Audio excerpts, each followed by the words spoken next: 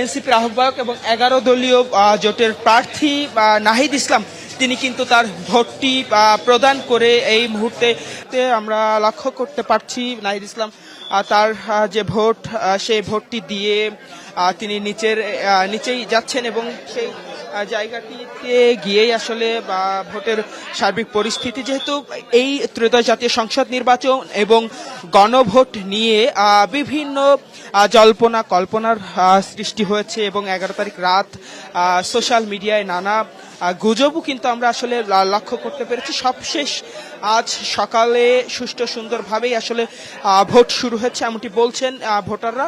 সেই ধারাবাহিকতায় সকাল থেকেই ভোট কেন্দ্রগুলোতে আমরা লক্ষ্য করতে পারছি দীর্ঘদিনের চাওয়া পাওয়া মৌলিক অধিকার প্রয়োগের যে সুযোগ সেটি কিন্তু দেওয়ার জন্য মুখিয়েছিলেন এবং আজ ঠিক ঘড়ির কাঁটায় যখন 7:30 ঠিক সেই সময়টিতে কিন্তু তারা দীর্ঘ লাইন ধরে ভোট কেন্দ্রে প্রবেশ করছেন। একরকম যদি জানিয়ে রাখি ভোট কেন্দ্রগুলোতে কিন্তু একরকম উৎসবের আমেজ বিরাজ করছে। এই জায়গাটিতে কিন্তু এখন এনসিপির আহ্বায়ক নাহিদ ইসলাম আর তিনি মূলত কথা বলবেন।